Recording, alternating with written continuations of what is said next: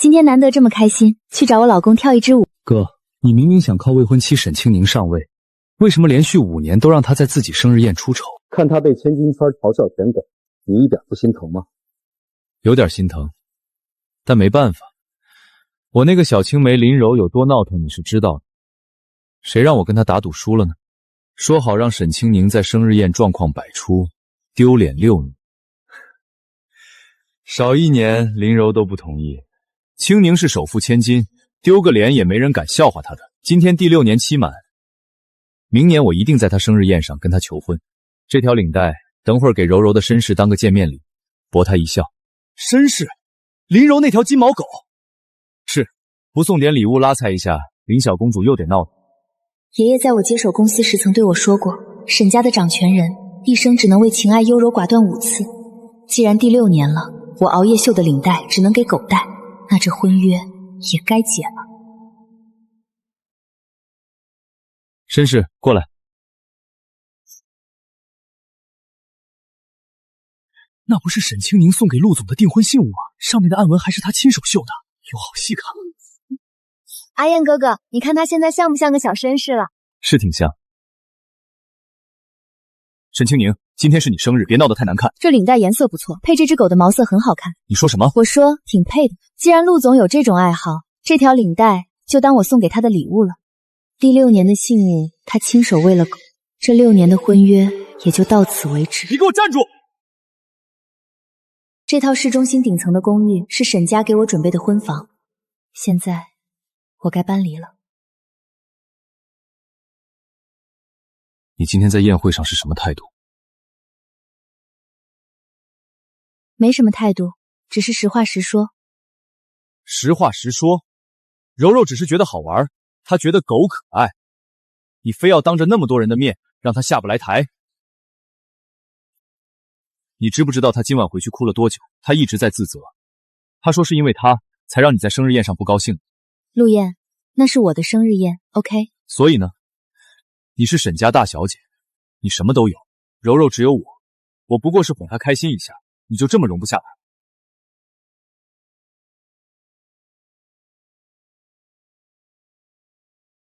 阿燕哥哥，你别为了我跟姐姐吵架，都是我不好，我不该觉得那条领带好看，我只是从来没见过那么精致的东西，一时看呆了。听到了吗，沈清宁？她到现在还在为你着想。玄关长武柜里还有一打，连同这个房子都送给你们当住所。沈清宁，你又要玩离家出走这一套。我提醒你，上一次是你自己求我让你回来的。姐姐，你别生气，我马上就走啊！你把桌子挪这么靠外干什么？你是故意的。我去拿药酒。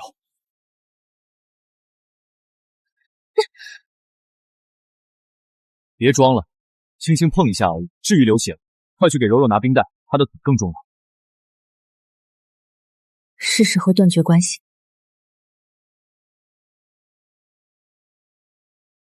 怎么搞的？开始吧，陆总，大家的时间都很宝贵。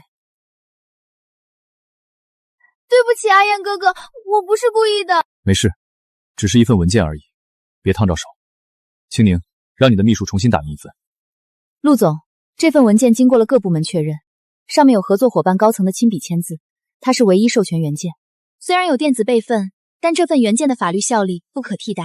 那就让团队重新走一遍流程。柔柔昨晚为了帮我整理数据，熬到了半夜，她一时失误，你要体谅。陆总，这里是公司，你应该谈工作。沈清宁，你又要针对柔柔，不就是一个报表吗？你作为我的未婚妻就不能大度一点吗？沈总，都是我的错，您别怪阿燕哥哥，我现在就去重新做。够了，清宁，你看看你现在的样子，你哪里还有一点沈家大小姐的气质？柔柔身体不好，要是被你吓出个好歹，你担待得起吗？叫保安上来。你要干什么？林助理严重失职，他损坏公司重要商业文件，而陆总公私不分，你在会议上扰乱秩序，即日起暂停一切职务，回家反省。沈清宁，你为了逼我低头，连这种手段都使出来了。行，我走，我倒要看看没有我，城南的项目谁能推进下去。柔柔，我们走。等你学会怎么当一个合格的未婚妻，再来求我回来。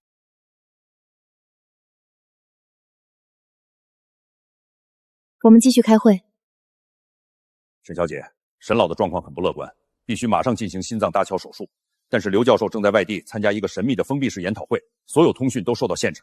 我们查到陆总那架私人飞机有特殊的航线报备，那是目前唯一能最快接回刘教授的交通工具。对不起，您拨打的电话已被挂断。接电话，接电话。对不起，您拨打的电话暂时无人接听。什么事？陆燕，爷爷心脏病发作，他正在抢救室，需要你的飞机去接刘教授。算我求你，马上安排。阿燕哥哥，是谁啊？今晚可是我们要去看流星雨的，飞机要是调走了，我们就去不成了。我长这么大还从没看过流星雨呢。乖，没事。青宁，别闹了，这种把戏没意思。我没有闹，爷爷真的在抢救。抢救？上个月你说爷爷血压高，上周你说你自己切水果伤了手。沈青宁，同样的招数用3次就不奏效，你的把戏我已经看腻了。柔柔从来没坐过私人飞机，也没看过流星雨。我答应过今晚要陪她，我不能言而无信。刘教授没能赶回来，院方尽了努力，只能暂时用体外膜肺氧和维持住爷爷的生命体征。医生说必须尽快转院。陆燕这家伙还跟林柔坐着那架私人飞机去热带海岛旅游。谢谢阿燕哥哥给我的宠爱，这是我这辈子最美的一天。只要你开心，什么都值。立刻拟一份解约合同，解除我与陆燕的婚约，另外取消陆燕在沈氏集团的一切权限，冻结她名下所有与沈氏相关的资产，立刻启动追偿程序。还有，联系国外的医疗专机，我们要以最快的速度把爷爷送到阿国治疗。怎么，演戏演全套，还真跑到医院门口了？别在这儿丢人现眼。既然你这么想让我送你回家，我就满足你一次。刚才的流星雨真的好漂亮，可惜你没看到。不过阿燕哥哥说了，下次有机会一定带你去看。不用了。这又是什么？道歉信还是保证书？这是解除婚约协议书，还有沈氏集团人事任命及资产件冻结通知。沈青宁，你玩真的？你觉得我像是在开玩笑吗？沈青宁，你玩真的？你觉得我像是在开玩笑吗？你这欲擒故纵的把戏是不是玩得太过了？你今天晚上搞这一出，不就是因为我没去医院看你爷爷吗？那是法务部刚出的正式文件。你少拿这招吓唬我，连伪造公章这种事都干得出来，冻结我的资产，你以为你是谁？阿燕哥哥，你别生气，姐姐肯定是一时冲动，她那么爱你，怎么可能真的解除婚约呢？柔柔说的对，沈青宁，你离了我能活吗？你连家里的灯泡坏了都不会换，每次喝醉了都要死要活的给我打电话，你现在拿着2废纸吓唬我。文件我已经送到了，随你怎么想。好啊，只想玩是吧？那我们就看看谁能熬得过谁。我告诉你，沈青宁，不出3天，你绝对会哭着求我复合。到时候你就是跪下来求我，我也不会马上答应你。慢子，柔柔，我们走，不用理这个疯女人。张助理，通知财务部立刻停掉陆燕名下所有黑卡和副卡的额度。好的，沈总，马上办理。另外，通知集团安保部从明早开始将陆燕的车牌移出内部白名单，她的门禁卡也同步注销。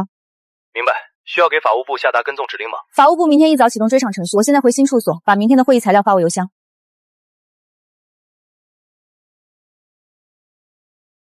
柔柔，你看好了，沈青宁就是刀子嘴豆腐心，今天她肯定会乖乖在办公室等我上去服软。阿燕哥哥最厉害了。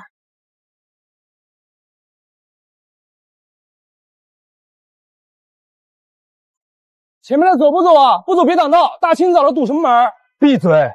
没看到系统出故障了吗？你新来的，认不出我的车？赶紧开门！前任总经理，抱歉，您的车辆权限昨晚已经正式注销了。你叫我什么？前任？安保部接到的最新指令，您的车牌已被移出白名单，无法进入内部车库，请您立刻让出通道。没权限就倒车，别耽误大家上班打卡。好得很，沈青宁真敢这么干。我让助理把东西拿下来。喂，哪位？王助理，是我，带2个人去我办公室，把我的私人物品全部装箱搬到楼下路边来。陆先生，您的私人物品安保部已经在监控下清点完毕了。那就让他们赶紧搬下来。另外，你把我电脑里核心客户的通讯录拷贝一份，用 U 盘带下来给我。陆先生，您的东西昨晚已经打包扔在公司门外的垃圾桶旁边了。你说什么？你敢把我的东西扔进垃圾桶？基于客户资料，您的系统权限昨晚已经全部清空，我们没有权限，也不能为您拷贝任何公司机密。你是不是不想干了？信我开除你！抱歉，您现在已经不是公司高管了，请陆先生别让我们这些打工人为难。反了，全都反了！一个助理也敢挂我电话！阿燕哥哥，你去哪儿？走，去大堂。我今天非要当面找沈清宁要个说法。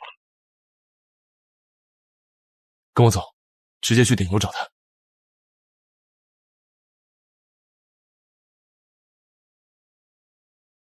那不是陆总的警报怎么响了？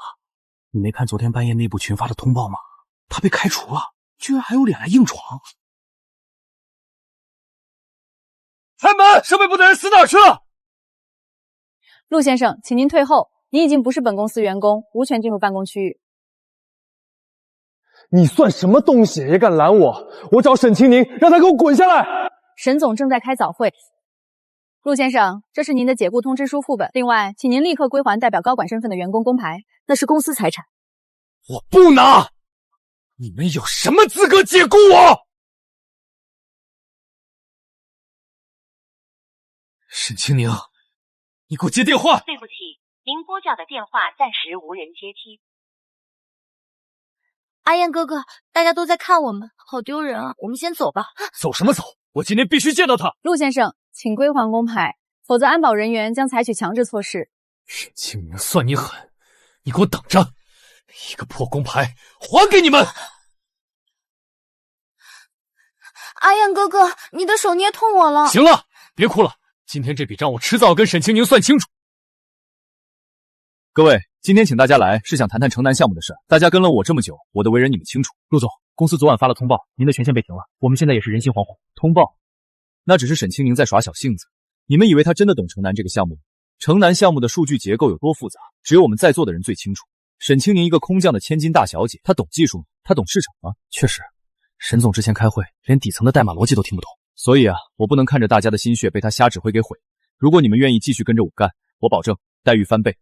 这是我新公司的意向书，只要你们点头，立刻打款。而且我需要你们在走之前给城南项目的核心数据加上一点保护锁。加锁？这可是违反公司规定的。那不叫违反规定，那叫保护知识产权。没有我的解密密钥，沈清宁根本打不开那些文件。陆总，沈总平时对我们要求太苛刻了，这活没法干。好，合作愉快。张助理，城南项目组的人呢？今天不是要过中期测试吗？沈总，不好了，项目组所有核心骨干今天早上集体提交了辞职信，立刻冻结他们的系统权限。来不及了，我刚才查过，城南项目的所有核心数据包全被加上了极其复杂的动态加密程序。技术部的人说，没有原始密钥，强行破解至少需要2个月时间。陈宁，听说你今天去项目组视察了，怎么样？看到我给你留的礼物了吗？你煽动核心团队离职，还锁死了公司数据，你这是职务侵占。你说话别这么难听，我只是带走了愿意追随我的人，至于数据，那都是我们团队的心血，加个锁很正常。你想怎么样？青宁，商场不看感情，只看实力，没了我，你玩不转。通知法务部，准备起诉。王总，这是城南项目的所有底层架构逻辑，沈氏集团现在已经停摆了，这就是我们的机会。陆总果然有魄力，你能带着整个核心团队过来，我非常欢迎。沈清宁那个女人根本不懂怎么管理技术团队，这套数据放在她那里就是一堆废纸，但在星耀，她能立刻变现。好，我这人最看重效率，这套现成的数据能让我们在这个领域节省至少半年的研发时间。破解数据的进度还是没有突破吗？技术部说加密方式太复杂了，我们目前只能从头开始重构底层逻辑。立刻联系海外的那几家顶尖技术团队，不管花多少钱，必须在最短的时间内把重构方案拿出来。沈总，还有一个坏消息，陆燕带着我们离职的那些骨干，今天高调入职了星耀集团。星耀是我们在城南项目上最大的竞争对手，他们有了陆燕和我们的团队，肯定会抢在我们前面发布产品。阿燕哥哥，你看我发的朋友圈，现在所有人都知道你当上星耀的副总裁了，那个沈清宁肯定气疯了。这只是刚开始，沈清宁以为开除我就能解决问题，我要让他知道得罪我的下场，不用等1个月，下周我就要让沈氏在业界彻底翻不了身。各位媒体朋友，今天星耀集团正式发布星南计划，这是我们团队经过无数个日夜研发出的全新产品。陆总，听说您刚从沈氏集团离职，这个星南计划和沈氏的城南项目有什么关系吗？完全不同，沈氏的项目缺乏核心创新，而我们的星南计划是在废弃方案的基础上进行了彻底的重构和升级。那为什么原审视项目的核心骨干会全部跟随您来到星耀？良禽择木而栖，技术人员需要的是一个尊重技术的平台，而不是一个只会玩弄权术的管理者。沈总，出事了！星耀刚刚发布了星南计划，完全是拿着我们的数据改头换面。我们的股价开盘就跌了5%，还不止这些。您看看网上的舆论，林柔在网上发了一篇长文，他把自己和陆燕还有那些离职团队全包装成了不堪资本打压的技术骨干。他在文章里控诉您公报私仇，说您因为私人恩怨打压陆燕，逼走整个项目组。现在网友全都在骂我们。极具煽动性的文章，配合大量的公关通告，陆燕这是想用舆论彻底压死我们。沈总，公关部那边已经快顶不住了，现在各大媒体都在转发这篇长文，我们的企业形象受损严重。去查。查什么？查林柔那篇文章的首发 IP， 查那些带节奏的大 V 收钱的流水。陆燕想玩舆论战，我陪他玩。沈总，网上传言您因为私人恩怨打压前高管陆燕，逼走核心项目组。星耀集团昨天的发布会也印证了这一点，您对此有什么回应？我今天召开这场发布会，不回应任何私人八卦。沈氏集团只看商业数据。张助理，切屏幕。沈总，这两份数据是什么意思？左边是星耀集团昨天发布的星南计划底层数据参数，右边是沈氏海外新团队重新构建的研发方案。有人说我逼走核心团队，但事实是他们带走的第一代数据存在不可修复的致命缺陷。沈清宁，你少在这里危言耸听，你懂什么技术？那是我们团队几个月的心血。陆总既然来了，那我们就直接对峙。你仔细看看屏幕上的抗压测试，当并发用户量突破50万时，你们那套旧数据会出现什么情况？内存占用率会直接飙升到95%以上，数据处理延迟超过8秒。这在初期测试阶段很正常，后期我们可以优化。不，这不是优化能解决的问题。你们的底层架构采用了老旧的单行程处理逻辑，这决定了它的承载上限只有50万。一旦投入实际商业运营，只要遇到流量高峰，系统就会立刻陷入死循环。不仅运行成本是现有市场常规方案的3倍，而且长期运行必定会导致全面死机崩溃。陆总，他说的死机崩溃是怎么回事？你之前给我的报告里没有这些风险提示。李总，你别听他胡说，这是他故意捏造的数据，想抹黑我们。李总，沈氏新团队的方案已经通过了国际开源社区的极限压力测试，我们的承载量是星耀方案的10倍，成本只有他们的1/2。相关公证材料发布会后会发送给各位媒体。陆燕，你敢拿一堆垃圾废品来骗我几千万注资？李总，你听我解释，这真的只是他单方面的测试。王八蛋，你给老子等着！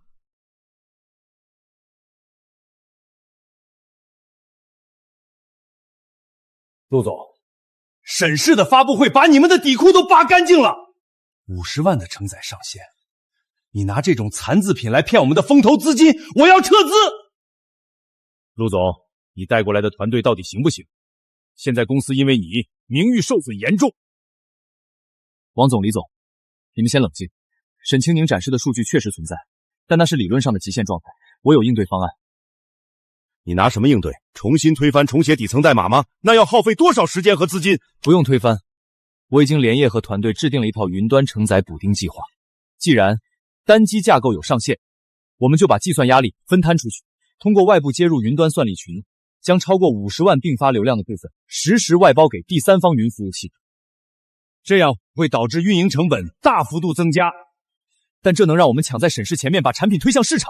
只要先占据了市场份额，拿到用户数据，后续的成本我们可以通过广告和增值服务迅速覆盖。这不仅仅是一个补救措施，这甚至可以成为我们对外宣传的新卖点。首创云端分布式算力项目，只要包装得当，投资层能拿到的回报绝对翻倍。你能保证补丁不会出问题？我用我手里的全部期权做担保，1个月内产品上线。好，李总，我们再给他一次机会。1个月看不见成果，我们法庭见。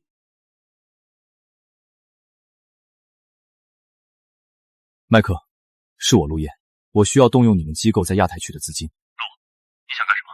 我要做空沈氏集团，他们现在的海外新团队正在烧钱，只要股价暴跌，他们就会资金链断裂。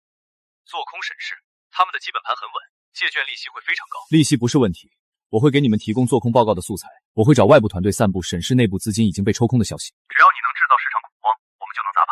合作愉快，我要沈清明彻底翻不了身。沈总，今天必须给我们结清尾款。网上的新闻我们都看了，做空机构发了报告，说你们沈氏资金链已经断了。就是你们的股票连续3天跌停，再不结款，我们就要走破产清算程序，冻结你们的资产。各位老总，我们的合同规定结款日期是下个月15号，你们现在要求提前结款，是单方面违约。少拿合同压人，沈氏马上就要破产了，到时候这合同就是废纸。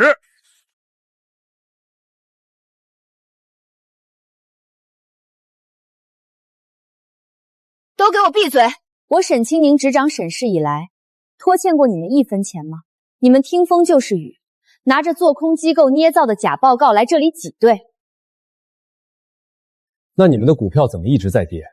好，你不付钱，我们就去起诉你们，停止供货。想断供可以，出门左转法务部，违约金按照合同标的额300%赔偿。张助理，送客。请。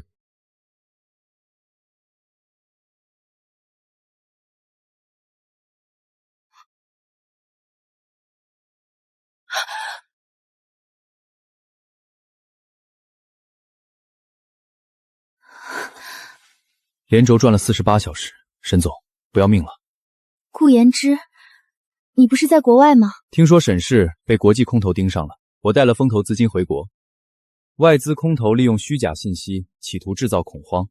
就这，我们不必跟他们在2级市场上死磕。公布国际第三方权威机构的合规审计财务报表，用现金流和产品技术公开回应，谣言不攻自破。你为什么要帮我？因为我相信沈氏的潜力，也因为看不惯某些人使用下三滥的手段。去睡一觉，明天我们反杀。沈总，沈氏的股票已经连续跌了3天了，你到底有没有应对方案？我们正在查做空资金的来源，很快就会有结果。很快是多快？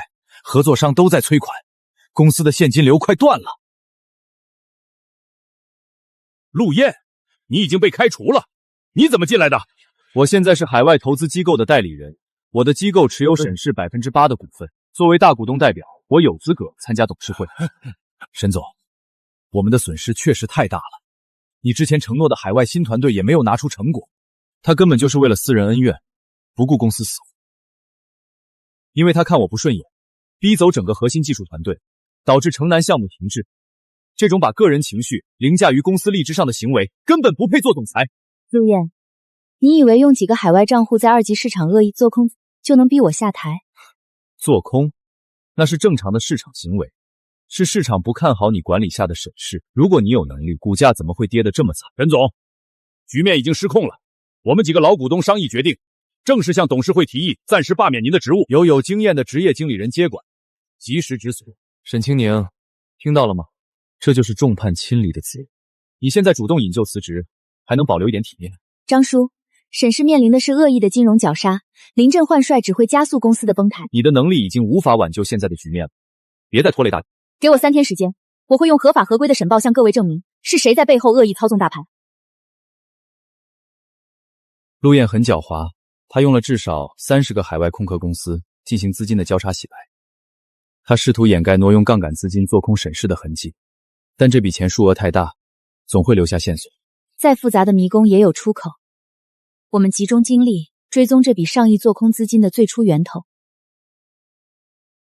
顾总，查到了，这些资金通过复杂的离岸账户转账，最终指向了南洋特区的几个高风险离岸基金。这些基金背后的控制人都有操纵市场的前科，而且陆燕给他们提供抵押的资产证明存在严重的伪造嫌疑。他这是虚构公司流水，骗取了做空机构的高额配资，这已经是严重的商业欺诈，证据确凿。你打算怎么做？直接把这些证据曝光给媒体吗？这样足以在舆论上彻底击垮他。不，用舆论反击太低级了，一旦媒体介入，事情就会演变成无休止的公关扯皮。我要让他受到法律的制裁，整理好完整的资金异常报告。准备走官方渠道？是的，我要依法提交给商业监管机构，让监管部门依法查封他的资金链路。这是关于近期2级市场针对沈氏集团恶意做空的举报材料。什么？居然有这种事？里面包含了对方涉嫌伪造资产证明、违规融资的全部证据，请相关部门调查。居然如此猖狂吗？沈女士，您放心，我们会按规定核实并处理。陆总，不好了！刚刚接到银行通知，我们合作的那几家海外公司的账户全部被金融机构冻结了。什么？为什么冻结？监管机构介入了调查，说账户和票据存在异常。喂，麦克，账户怎么回事？陆，你个骗子！你提供的抵押资产是伪造的。现在监管机构盯上我们了，为了规避风险，我们必须立刻平仓止损。不能平仓，再给我1天时间。只要继续砸盘，沈氏明天就会爆仓。已经来不及了，你不仅做空失败，按照合同规定，你现在必须立刻支付我们5000万的违约金和尾款，否则我们就去起诉你。王总，你听我说，这只是暂时的资金周转问题。不用解释了，监管机构的协查通报已经发到我公司来了，我绝不允许星耀卷入这种丑闻。你立刻收拾东西走人。王总，你看在星南计划的面子上，帮我周转一笔资金。你那个计划漏洞百出，现在你又背上了商业欺诈的嫌疑，从现在起撤销你副总裁的职务。看着他收拾东西，10分钟内让他滚出大楼。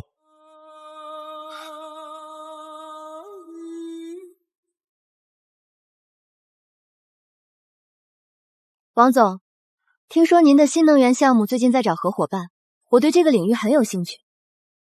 我之前在沈氏集团的核心项目组做过管理工作，现在出来寻找更好的投资机会，不知道我们能不能深入交流一下。林小姐，你这么年轻就参与过沈氏的核心项目，真是年轻有为。能进沈氏项目组的，起码也是海归双一流硕士吧？林小姐是哪个名校毕业的？我是顶尖藤校毕业的，主修商业管理和计算机双学位。林小姐，根据沈氏集团的人事留存记录，您的最高学历是某职业技术学院大专肄业。您在沈氏分公司担任的是行政前台助理，并没有参与过任何核心项目的管理。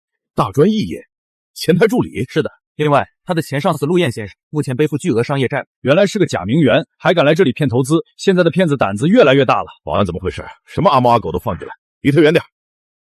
陆燕，你到底什么时候能把钱还上？我今天在外面丢死人了！你又去干什么了？我不是让你这段时间安分一点吗？星耀那边起诉了我，做空机构天天打电话催命，我现在连门都不敢出。你不敢出门，难道指望我养你吗？我今天去参加晚宴，想帮你拉点投资，结果沈清宁的助理当着所有人的面揭我的老底，说我大专没毕业，说你欠了一屁股债，我现在在圈子里成了笑话。你去那种地方找谁拉投资？你是不是看我破产，想给自己找好下家？是又怎么样？我总不能跟着你一起饿死。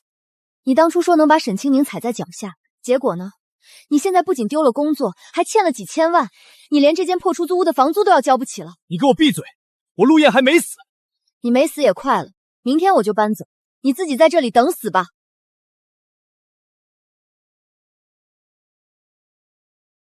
喂，史密斯先生，我手里有一份沈氏集团的绝密资料。陆先生，你现在已经被业界封杀了，你的资料还有什么价值？是沈氏集团即将发布的海外并购案战略底价，这关系到你们公司在西大陆市场的占有率。只要你们拿到沈氏的底价，就可以在竞标中稳赢他们。如果是真的战略底价，我们愿意出500万购买。1000万，先付30%预付款，拿到数据后付清尾款。成交，但我需要先验证数据的真实性。今晚12点前，我要看到文件。沈清宁，你以为你赢定了？早年我还是副总的时候，就在你的局域网里植入过一个隐藏后门，这个后门连技术部都不知道。只要拿到这份并购案的底价，1000万足够我偿还所有债务，还能拿着剩下的钱去国外东山再起。沈氏的安全防火墙确实升级了，但是底层端口依然对我开放，绕开主服务器的监控很容易。快点，再快点！拿到了，有了这张底牌，沈氏集团的并购案就会彻底流产。沈清宁，我要你跪下求我。沈总，安全系统刚刚发出警报，有人触碰了2号服务器的隐藏后门。什么人？能查到 IP 吗？对方使用了多重跳板，但是通过行为模式分析，确认是陆燕。他刚刚下载了那个名为“海外并购案战略”的加密包。他果然还是走了这步棋。被逼到绝境的人总是会去抓最后一根稻草。那个后门我半个月前就排查出来了，一直按兵不动，就是为了等他自己上钩。我让技术部在那个路径下放了一份精心篡改过的假底价和假战略。这份计划表面上天衣无缝，对方一旦按照这份假战略去进行商业布局，会有什么后果？他们在初期的竞标中会非常顺利，但是到了资金交割环节，隐藏的债务陷阱会被触发，对方公司会面临至少上亿的资金窟窿。陆燕如果把这份假情报卖给海外的竞争对手，对方因为这份情报导致巨亏，海外的财团不会放过他，他这就叫自掘坟墓。关注海外买家的动向，立刻向我汇报。先生，这件西装非常适合您，这是我们这一季的限量款。这套我要了，这条领带也包起来，直接刷卡。史密斯的预付款已经到了，沈清宁那个女人肯定还在为并购案做准备，她根本不知道自己的底牌已经被我看光了。先生，请您输入密码。等史密斯在海外市场截胡了沈氏的并购案，沈氏的资金链就会彻底断裂。到那个时候，我倒要看看沈清宁还能不能像现在这样嚣张。我会亲自去收购破产的沈氏集团。海外买家史密斯已经按照那份假战略开始布局了，他们今天上午把资金全部投入了西大陆的刺激市场。发布会还有10分钟开始，我会在论坛上直接公布真实的海外并购案战略数据，史密斯手里那份假底价的漏洞就会彻底暴露，他们会面临上亿的亏损。史密斯一旦发现被骗，绝对不会放过陆燕。陆燕拿了他们1000万的预付款，这笔钱足够送他去海外法庭定下追乌。沈总，媒体都已经到齐了，直播设备也调试完毕，走去前厅。今天这场发布会结束，沈氏的海外并购就能扫清所有障碍，陆燕的麻烦也就彻底开始了。不对，这组数据路径有异常。沈氏的安全系统半个月前刚升级过，为什么这个隐藏后门的底层逻辑还是2年前的版本？阿燕哥哥，你在说什么？我们不是已经拿到1000万了吗？沈清宁做事情从来不会留下这么明显的破绽，这个后门是他故意留给我的。这份战略底价是假的。假的？那史密斯那边怎么办？他们要是知道了，肯定会找我们要钱的。如果沈清宁在今天的论坛上公布真数据，史密斯就会立刻发现自己买到了假情报。我必须在他公布之前拿到筹码。喂 ，SG 物流集团的陈总吗？我是陆燕，听说你们在西大陆的物流中转站正在寻找买家。是有这个打算，不过沈氏集团已经在跟我们谈收购了。沈氏出多少钱？我用双倍的价格买断你们在西大陆所有的供应链节点，钱我现在就可以一次性打到你们的海外账户上。双倍？你确定吗？这可不是一笔小数，只要资金到账，节点立刻归你。沈清宁，你想用假数据坑我，我就用史密斯的钱截断你海外并购的咽喉。去论坛现场。各位媒体，今天沈氏集团将正式公布海外并购案的真实战略底价。沈总，发布会可以停了，你的海外并购案进行不下去了。10分钟前，我已经全资买断了 SG 物流集团在西大陆的全部供应链节点，相关的转让合同已经生效。沈氏并购的那家海外企业，所有的产品出海都必须经过 SG 物流的中转站。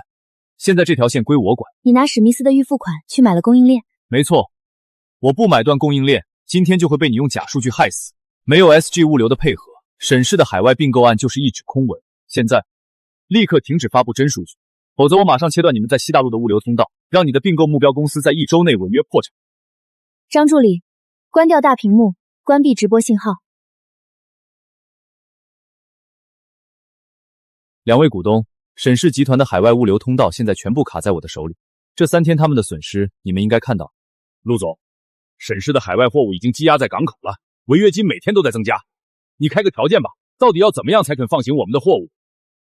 我的条件很简单，沈氏这次海外并购案，我要分走50%的利润份额，并且长燕资本要作为联合并购方加入。50%？这不可能！沈氏为了这个案子投入了上亿的前期资金，你1分钱不出就要拿走1半。如果不答应 ，SG 物流的通道就会永远对沈氏关闭，沈氏前期的上亿投资就会全部打水。你们回去告诉沈清宁，我只给他24小时考虑。明天下午2点，我要在谈判桌上看到这份协议的签字。沈总，我们就答应他吧，货物再不运出去，海外合作方就要起诉我们了。把这份协议退回去，沈氏1分钱的利润都不会让。你这是要把公司往绝路上逼。他现在手里捏着我们的命脉，不妥协还能怎么办？西大陆的物流通道不止 SG 一家，我们还有其他的，其他通道的运力根本达不到我们的要求，而且临时更换航线，时间上也来不及了。告诉陆燕，下午2点我会去谈判桌，但我不是去签字。沈清宁，协议你撕了，看来你是不打算管海外那些积压的货物。陆燕 ，SG 物流的单日运营成本高达300万，你用1000万买断了节点，你手里的钱还能支撑几天？只要卡住你的咽喉，我就能拿到并购案1半的利润。到时候各大银行都会排队给我放贷，我的资金链不会断。你要求分走50%的利润份额，明显超出正常合作范围。即便我签字，这份协议也很难通过相关审核。不仅难以通过审核 ，SG 物流在多个港口的经营合规性也存在疑点，相关部门明天就会介入。你们少拿这些来吓我。商业规则是讲究实力的，现在没有我的签字，你们的货船连港口都出不去。我把话放在这里，不让出50%的份额，沈氏的海外并购案就只能是个烂尾工程。我们耗下去，看谁先死。沈氏不会出让任何份额，你的要求我全部拒绝。谈判破裂，你可以继续扣着那条航线。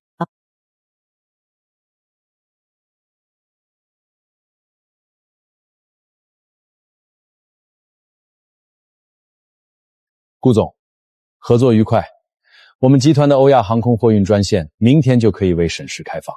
感谢您的支持。沈氏会将最新研发的智能仓储技术，以技术入股的形式注入贵公司的物流网络。这份技术置换协议生效后，沈氏的海外货物将全部转为空运。虽然单次成本略高，但彻底绕开了 SG 物流的海运封锁。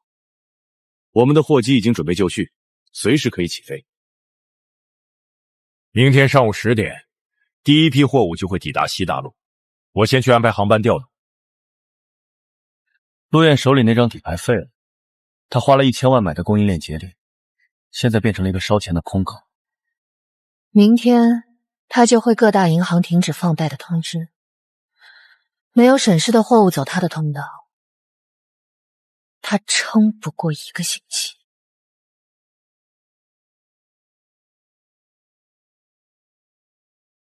沈氏的货物怎么可能全部运出去了？他们哪里来的航空专线？我刚查到，沈清宁用技术入股的方式跟外商置换了航空物流渠道，我们的 SG 物流被他们彻底绕开。他居然敢跨界去找航空货运，现在 SG 物流完全空置，每天的维护成本就要几百万。阿燕哥哥，银行那边刚刚打电话来，说我们的风险评估不合格，拒绝了我们的贷款申请。再这样下去，我们连公司的租金都交不起了。沈清宁把我逼到了绝路，商业手段对付不了他，那就别怪我不念旧情了。这是我当年在火灾里救他留下的病历，我本来不想用这一招的，是他逼我的。各位网友，各位媒体，我是陆燕。今天我开这场直播，不是为了谈商业纠纷，是为了谈谈人性。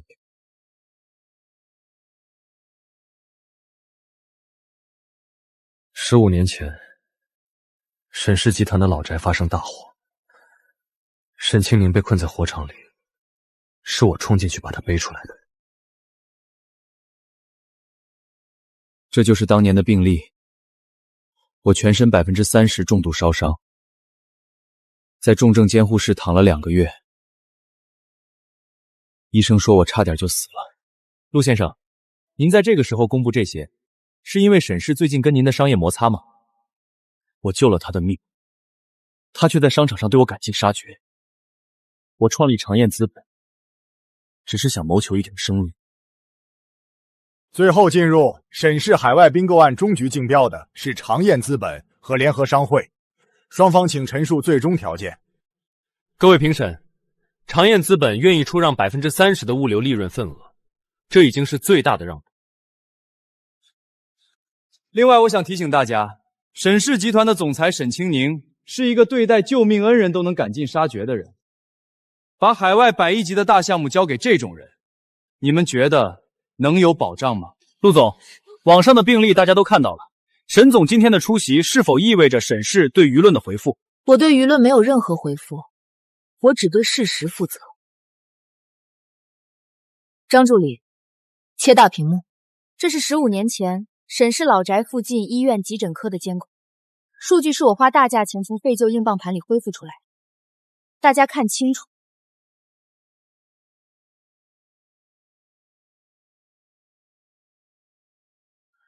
这不可能，这视频是伪造的！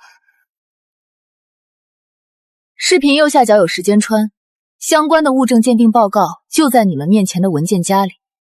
当年冲进火场的人是我，把你背出来的人也是我，而你的好青梅林柔，他只是一个躲在角落里，趁我昏迷偷走你校牌的贼。他用1块校牌冒领了10几年的救命之恩。阿燕哥哥，你别听他胡说，这都是他编造的。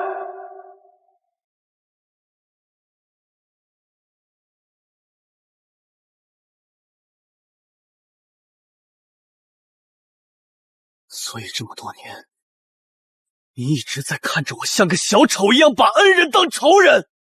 我给过你很多次机会，是你自己选择了瞎眼。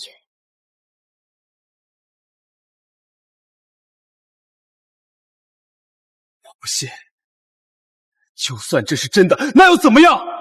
商业竞争只看筹码，今天这个标我一定要拿下。鉴于长燕资本目前的债务风险以及舆论造假带来的声誉影响，取消团资本的竞标资格。本次海外并购案的最终合作方为董氏集团。你给我们的数据是假的，我们因此损失了3000万的保证金，合作彻底取消。史密斯先生，这中间有点误会，你听我解释。没有误会，给你3天时间，把1000万的预付款原路退回，否则律师团会去法院起诉你商业欺诈，让你在牢里度过下半生。去把财务总监叫过来。公司账上还能动用多少资金？陆总，公司账上的流动资金只有不到200万了，银行全面停止了我们的贷款。去把林柔名下那2套别墅和商铺拿出来，立刻联系中介挂牌变现。那是我全款买给他的，现在必须拿出来救急。陆总，关于林小姐名下的资产，我刚才去查了一下，这2套别墅和商铺，林小姐在半个月前就已经秘密挂牌出售了，款项全部打到了她的个人账户里。你说什么？她偷偷卖了房子？不止这些，林小姐利用职务之便，伪造虚假报销单，每个月都有大笔资金流向一个不明账户。好啊，我在这边为了公司拼命，她在这边釜底抽薪，给我查清楚这笔钱到底去了哪儿。法务去调银行明细了。陆总，现在那1000万的预款窟窿怎么填？不填了。既然他敢背叛我，这笔钱就让他自己吐出来。你出去，这件事别走漏风声。陆总，林柔小姐不仅转移了资产，她还一直跟一个叫王强的社会人员保持同居关系。这个王强是她的前男友，外面欠了一屁股赌债。这几年林小姐一直拿您的钱在养他。拿着我的钱去养别的男人，而且他正试图将最后一笔巨款通过地下钱庄转移到海外，机票定在后天下午。很好，林柔，这是你自找的。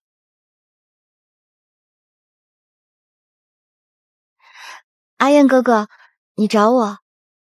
海外标没拿下没关系，我们还有 SG 物流，总能东山再起的。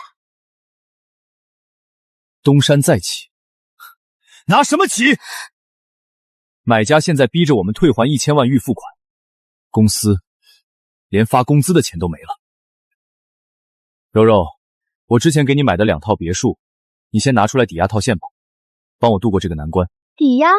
可是那2套房子还在走房产证手续，暂时没法办理抵押啊。是吗？还在走手续？这是半个月前你出售房屋的交易合同，钱已经进你口袋了。你告诉我，还在走手续？阿燕哥哥，你听我解释，我卖房子是想给你筹备一笔备用金。备用金？备用到你前男友王强的赌桌上去了吗？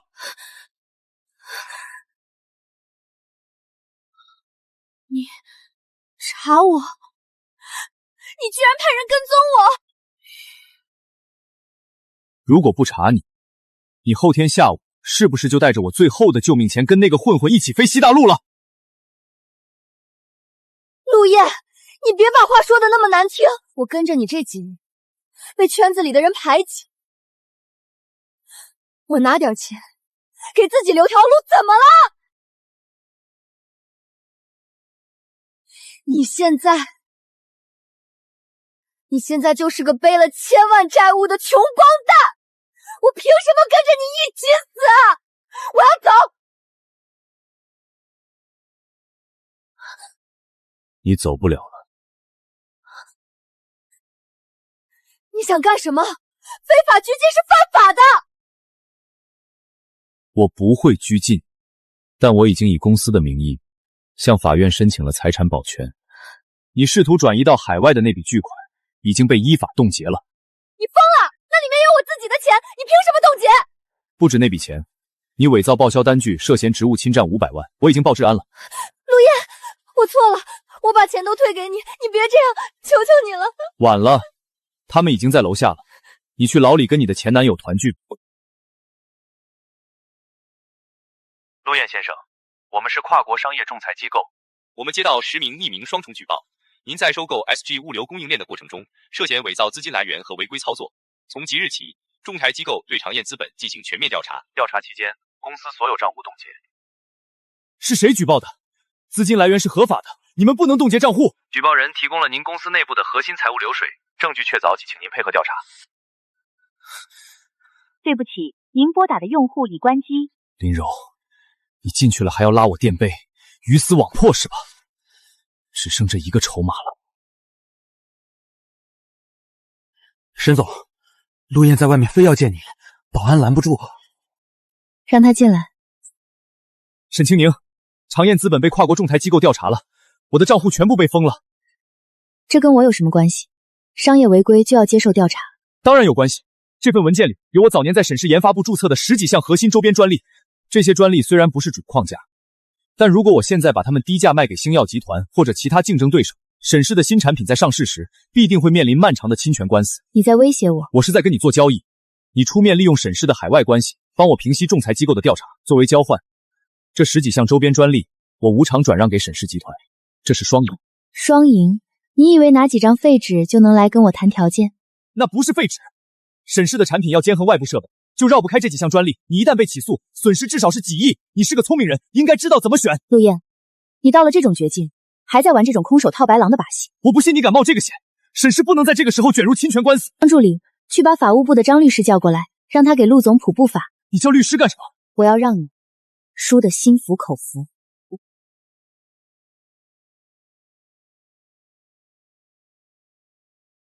陆先生，您手里的这10几项周边专利，确实是您当年在沈氏研发部期间注册的。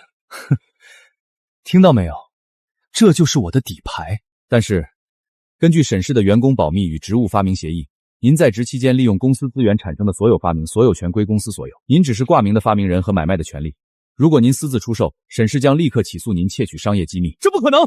当初我注册的时候，明明留了独占许可的条款。你留的漏洞，我接手公司第1年就让法务部打补丁修补了。你的筹码是个笑话，就算他真的有威胁，我也不会帮你平息仲裁。你非要看着我死才甘心吗？我的安全感靠自己，绝不受任何人的威胁，更何况是一个背信弃义的人。门在后面，不送。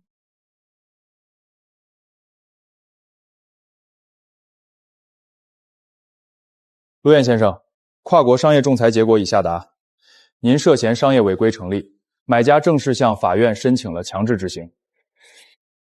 从即日起，长燕资本进入强制破产清算程序，您名下包括车辆、房产在内的所有资产将全部被依法查封拍卖，用来偿还债务。陆总，财务部的账本已经全部移交给清算组了。知道了，你走吧。陆先生，请交出公司的公章、财务章以及您个人的车钥匙。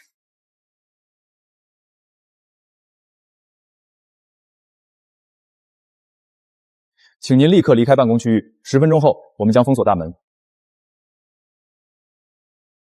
全完了，什么都没了。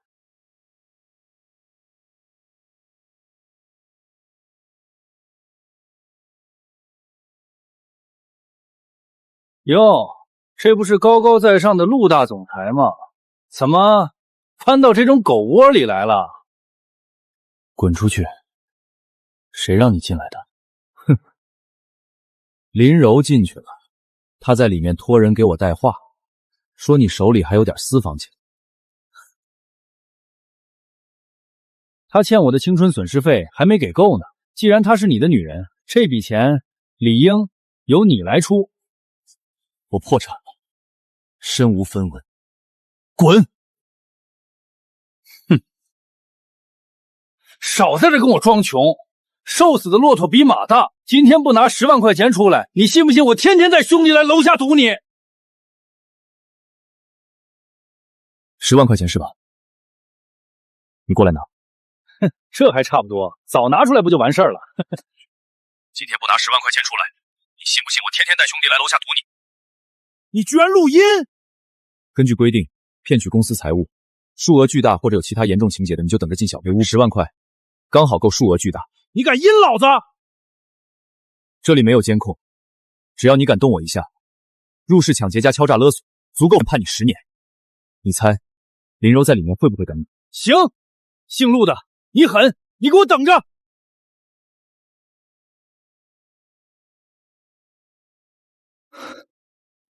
我这6年到底在干什么？我连自己身边的人是人是鬼都分不清。林柔，你可真是我的好青梅，到了这个时候，还要榨干我最后一点价值。我这6年到底在干什么？为了一个虚伪恶毒的女人，把真心对我的沈清宁推到了对立面。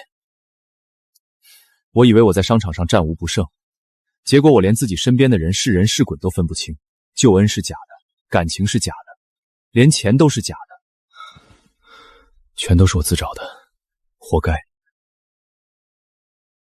各位媒体，今天沈氏集团正式完成海外并购案的所有交割手续，我们在目标市场的占有率将大幅提升，这标志着沈氏迈上了新的台阶。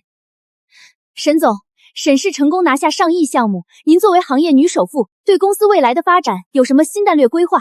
关于未来规划，我今天想宣布一项决议，沈氏将每年拿出并购利润的5%，专项成立女性科技扶持基金。这个基金的初始规模为2亿。沈总，这个基金的具体运作模式是什么？只针对公司内部员工吗？不局限于内部，基金将面向全世界的女性创业者开放。只要项目通过技术委员会的评估，沈氏会提供从启动资金到供应量渠道多方位扶持。我希望更多有能力的女性在商业竞争中获得公平的机会。沈氏不仅在商业上做出了成绩，在社会责任上也企业格局。沈总，基金的申请通道什么时候正式开启？明天上午10点，沈氏集团的官网会准时上线申报系统，欢迎所有符合条件的创业者提交商业计划书。陆燕那个蠢货虽然报了，但他拿不出直接证据。我之前留了个心眼，用别人借给我的壳公司名义在海外开了账户，里面还有50万。柔柔，那你接下来打算怎么办？陆燕肯定不会放过你。我明天就买长途汽车票去南方，然后找机会出去躲躲。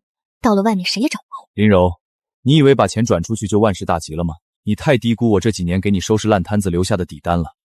你在沈氏前台期间，偷偷用我电脑篡改的学历文件，还有当时被我车载记录仪无意拍下的画面，当时我瞎了眼替你瞒着，现在全成了你的催命符。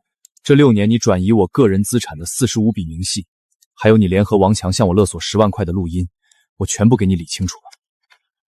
每一笔账我都做成了铁证，这一次，我看哪个律师敢替你做无罪辩护。当年沈清宁熬夜给我绣的领带，我却偏要把它扔进泥潭里。我为了一个虚伪的骗子，把最干净的真心踩在脚下，我亲手给自己系上了人生的绞索。这一切都是我咎由自取，我不求沈清宁的原谅，但我造下的孽必须由我亲手终结。工作人员您好，我来提交材料。我举报林柔涉嫌侵占公司款项、伪造公司印章以及骗取钱财。这些材料是你自己整理的吗？是的，这里面包含了他在沈氏集团期间的相关证据备份，以及他伙同前男友敲诈我的录音，所有原件和转账记录都在 U 盘里。他目前在什么地方？他的旧手机云盘一直没退出我的家庭共享账号。我今天看到云端同步了他的订票短信，他下午2点会乘坐前往南方的长途大巴，有离开的风险。林柔，请停一下，我们需要就一份材料向你核实情况。你涉及公司款项异常和印章材料问题，请跟我们回去配合调查。你们弄错了吧？我什么都没干。相关材料已经核验，请你配合后续调查。结束了。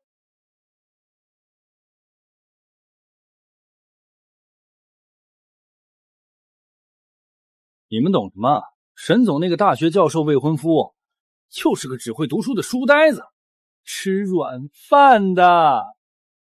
想当年，沈总对我那个陆燕表哥，那是倒贴的死死的。要不是我表哥不要他，哪里轮得到现在这个穷教授？别瞎说，被领导听见就完了。我怕什么？我可是陆总亲自招进来的。沈总不管怎么说，也要给我几分薄面。去查一下这个人的名字和员工编号，把他的绩效考核表调出来。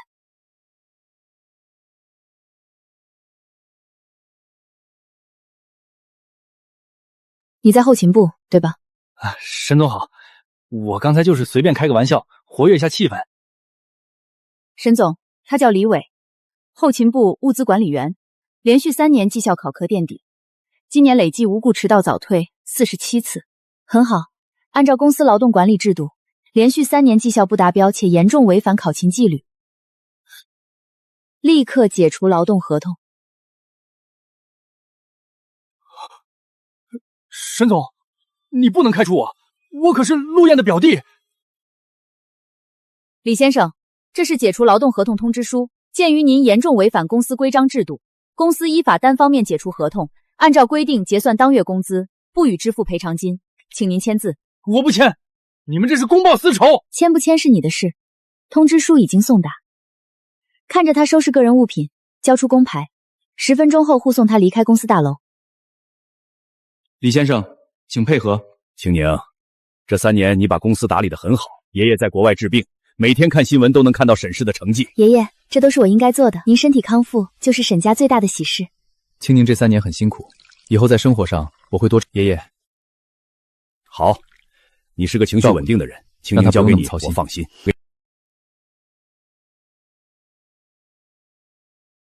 青宁，这个盒子里装的是代表沈氏集团最高权力的家主印章，我现在正式把它交到你手上。从今往后，你就是沈家名正言顺的掌权人，沈氏交给你，我放心。谢谢爷爷信任。青宁现在不仅把公司做成了跨国大集团，还找了这么一位优秀的教授做未婚夫，沈氏在你的带领下肯定越来越好。是啊，多亏当年把陆燕那个祸害踢出去了，不然沈氏哪里有今天的发展？听说他现在破产了，连饭都吃不上。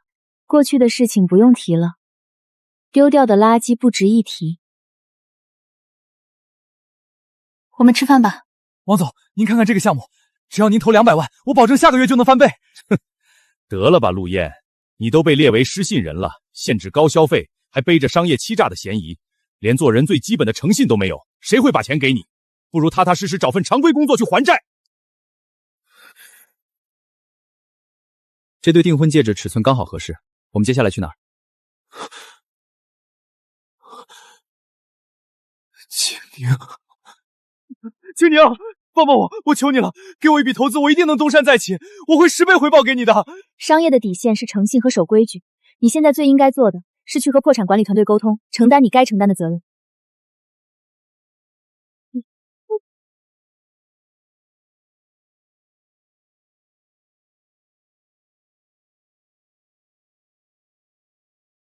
我当这是谁呢？这不是以前拿钱砸我的陆大总裁吗？在里面蹲了3年，今天刚放出来，没想到一出来就看见你在大街上扫垃圾，真是风水轮流转啊！让开，别挡着我干活。你还挺敬业，你知不知道因为你当年报的治安，林柔在里面了8年，我也被你连累进去蹲了3年，我这3年的损失找谁算账？那是你们触犯法律，应该坐牢。我今天就让你看看什么叫报应。扫干净，这是你的工作，扫不干净我马上打电话投诉你，扣你的工资。你以前不是很嚣张吗？不是要送我进去蹲10年吗？你现在怎么不报治安抓我了？你还手啊！真没意思，我还以为你会跟我打一架呢，原来连个屁都不敢放了，垃圾就该待在垃圾堆里。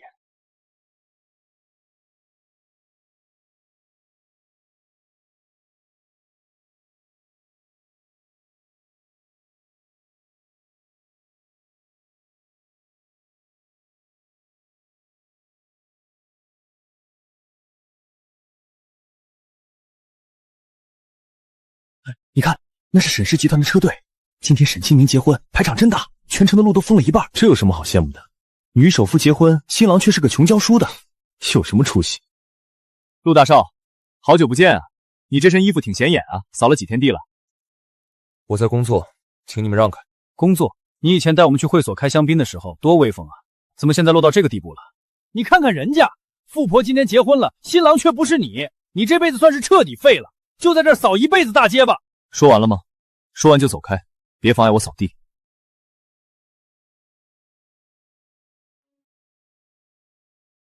青宁，你看路边那个人，他为什么要对着我们的车鞠躬？一个路边扫地的人而已，可能是在祝福我们吧。也许吧，只是个路人，不用管他。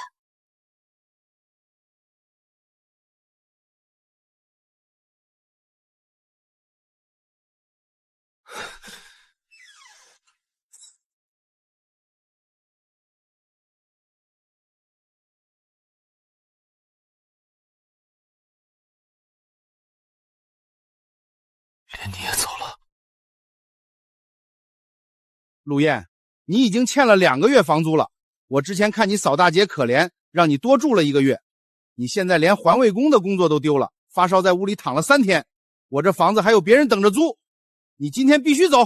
房东，我正在生病，气象台发布了暴雪红色预警，你让我再住2天，等雪停了我就出去找工作，我一定把欠你的房租补上。你现在赶我出去，我会冻死的。你冻不冻死跟我没关系，我开的是出租屋，不是救助站。房东，你开门！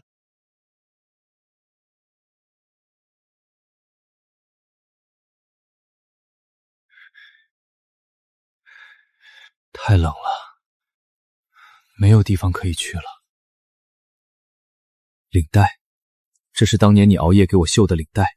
当初我把这条领带系在狗脖子上，我以为我赢了，我以为你离不开我。现在狗死了，我也快死了。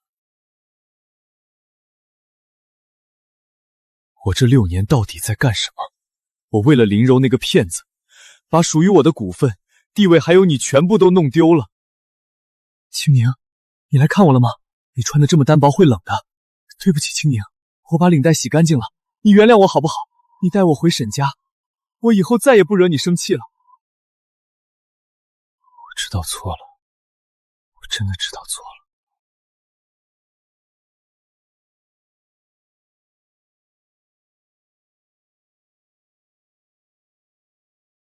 孩子睡着了。昨天夜里雪下得很大，积雪有10厘米厚。你喝点牛奶，我让张助理把今天的高管会议推迟到下午了。上午你在家里好好休息。不用推迟，等孩子醒了，我安排保姆照顾。公司年底的财务盘点正在关键期，不能因为大雪耽误进度。你总是这样，工作起来就忘记休息。看看早间新闻，气象台说今天还有持续降雪，出门要注意安全。本台播报：昨夜我市遭遇暴雪天气。今天清晨，在市郊立交桥桥洞下发现一名男性死者，在现场按规矩进行了勘验，初步判断死者死因为失温。在死者手里发现了一条深蓝色真丝领带残骸，目前死者身份还在进一步。怎么了？这则新闻有什么问题吗？没什么，只是看这条领带有些眼熟。现在的流浪汉也挺奇怪的，临死前手里还攥着半条领带，可能这条领带对他来说很重要吧。也许吧，如果早点懂得珍惜，就不会落到在大雪天流落街头的地步。有些人的一生就是在荒唐中度过的，把别人最珍贵的东西当成草芥，最后只能一无所有。宝宝，你以后长大了一定要懂得分辨是非，别人给你的真心你要好好珍惜，不能像新闻里的人那样。我们的儿子一定会成为一个有责任心的人。各位同事，过去的1年，沈氏集团的利润实现了翻倍增长，公司能有今天的成绩，离不开在座每一位的付出。今天的大会，我不想只谈利润和业绩，我想宣布一项集团的决定：沈氏将以集团名义正式成立青宁医疗援助与女性帮扶基金。这个不属于任何商业项目。沈总，我们公司为什么要跨界去做医疗援助基金？因为我曾经带着我爷爷去求医，我知道当家人生病时，家属在医院里的焦急和无助，所以沈氏每年会从集团净利润中拨出固定的资金，全额资助那些看不起病、买不起药的困难家庭。所有审核流程透明公开。大家好，我是顾延之。刚才沈总提到了医疗援助，我想补充一点关于女性帮扶的内容。很多女性因为家庭原因脱离社会，基金会将会为这些女性提供免费的职业技能培训。沈总，这是这几天全国各地寄来的信件，都是受助困难云众自发寄给您的感谢信。这个家庭的孩子已经顺利完成了心脏手术，沈氏全额支付了医疗费。他们寄来了孩子康复后的笑脸照片。把这些信件归档保存，把照片贴在基金会的展示墙上。后续的审核工作不要放松，确保每一笔钱都能直接打到医院的账户上，不能经过任何中间机构。明白。目前的资助名额已经覆盖了300个家庭，第一批接受技能培训的女性也已经在企业里入职了。我们集团的口碑现在非常好。这不是为了口碑，这是企业应该承担的社会责任。今天的工作就到这里，我要提前下班去幼儿园接儿子，剩下的文件你明天发到我邮箱。好的，沈总，您慢走。小木，你看地上的落叶，跟绘本上对比一下，你知道它叫什么吗？爸爸，这是银杏叶。我们不能摘树上的叶子，我们把地上的落叶带回家做标本，好不好？好，叔叔好，叔叔工作辛苦了。小小年纪真懂事，李师傅过奖了，您去忙吧。刚泡的红茶，喝一点暖胃。谢谢。刚才李师傅夸小木，我都听到了。你平时工作忙，还要抽时间教他规矩，你把他教得很好。小木这么懂事，也是因为有你这个做榜样的母亲。言之，这几年我常常在想，人这一辈子到底追求什么？以前我觉得在商场上把对手打倒就是强大，那现在呢？你觉得什么是强大？现在我觉得，真正的强大不是陷在过去的泥潭里，而是用力拥抱当下的生活，把这份爱与责任一代代传承下去。妈妈，爸爸，我找到了一片红色的落叶。小木慢点跑。妈妈给你。谢谢小木，妈妈很喜欢。我们一家人永远在一起。永远在一起。